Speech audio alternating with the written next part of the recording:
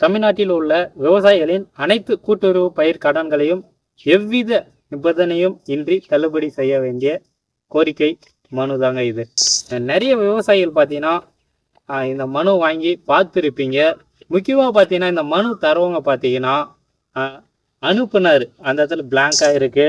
மாவட்டம் கூட்டுறவு சங்கத்தின் பெயர் அங்கே பெருநெல்லில் பார்த்தீங்கன்னா மாண்புமிகு தமிழ்நாடு முதலமைச்சர் சி ஜோசப் விஜய் அவர்கள் அப்படின்னு கொடுத்து அவருடைய இது அட்ரஸ் கொடுத்துருக்காங்க.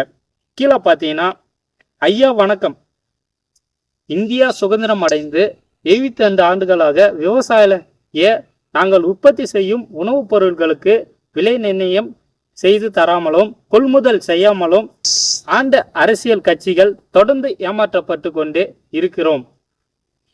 மத்திய அரசின் தேசிய குற்ற ஆவண புள்ளி விவரத்தின் சராசரியாக ஆண்டுக்கு 10,744 விவசாயிகள் இந்தியாவிலும் தமிழ்நாட்டில் தினசரி 2 விவசாயிகள் கடனை திரும்பி கட்ட முடியாமல் தற்கொலை செய்து கொள்ளும் சூழ்நிலையில் உள்ளார்கள் என்பதை வேதனையோடு தெரிவித்துக் கொள்கிறோம்.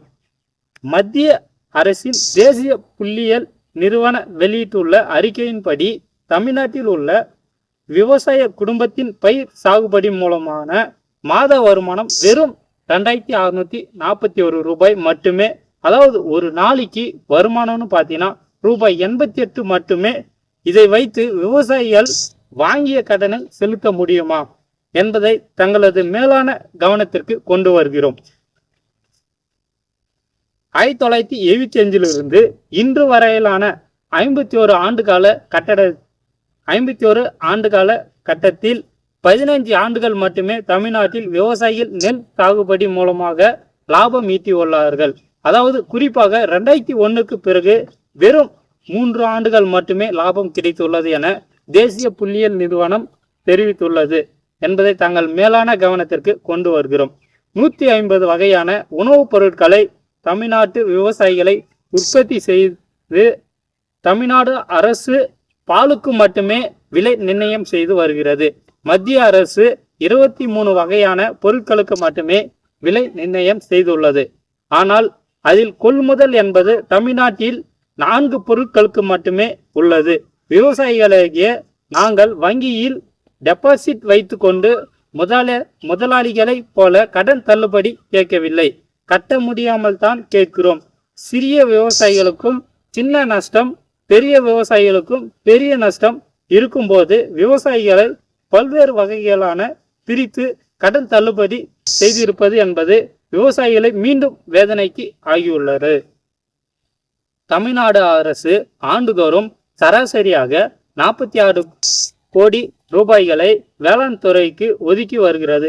அதில் 30,000 கோடி விவசாயிகளுக்கு உதவுவதாக 51 வகையான ஊழல் மானிய திட்டங்களுக்கு ஒதுக்கப்படுகிறது. எனவே மொத்த ஒதுக்கீட்டில் இருந்து விவசாயிகள் பெற்றுள்ள மொத்த கடன் அளவான 14 கோடி ரூபாயை நேரடியாக கூட்டுறவு சங்கங்களுக்கு செலுத்துவதன் மூலமாக கூடுதல் நிதி ஒதுக்கப்பட வேண்டியதில்லை என்பதையும், விவசாயிகளுக்கு பயிர் கடன்களை அனைத்தும் ஒரே மாதத்தில் முடிவடையாது, மாதந்தோறும் முடிவடையும் கடன்களையும் அந்தந்த மாதத்தில் தள்ளுபடி செய்தல் போதுமானது என்பதை தங்கள் கவனத்திற்கு கொண்டு வருகிறோம்.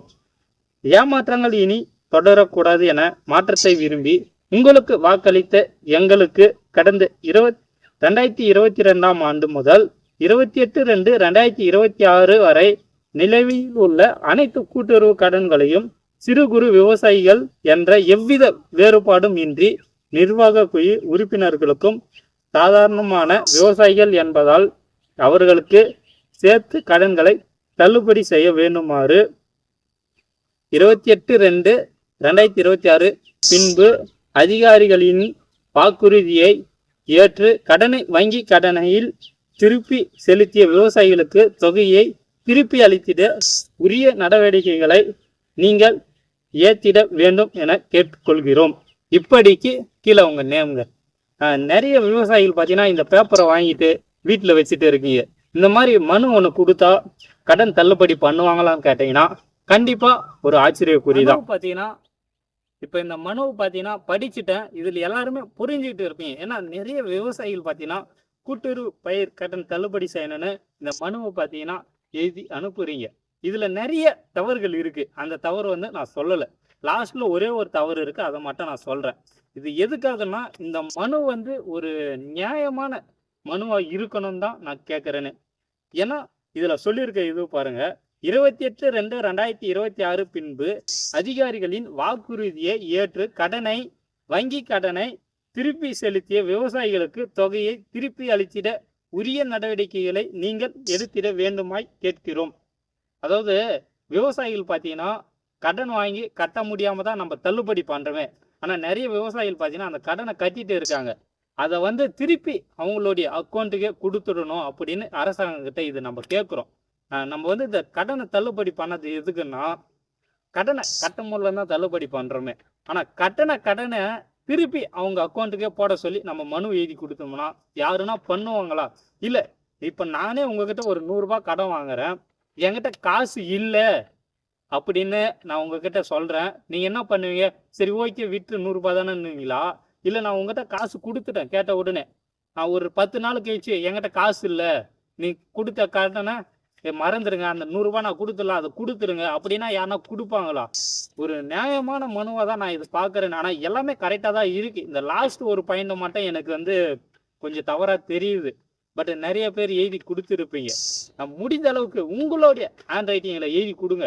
அப்படி கொடுக்க முடியலன்னா வேற யாராவது ஊரில் படித்தவங்க இருப்பாங்களே, அவங்க கிட்ட எழுதி கைப்படையே கொடுங்க.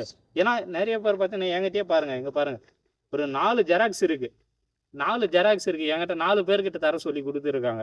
ஆனால் நான் வந்து யாருக்கிட்டையுமே தரலை. ஏன்னா இது வந்து கடன் தள்ளுபடிக்காக எழுதுகிறோம், நல்ல ஒரு விஷயம்.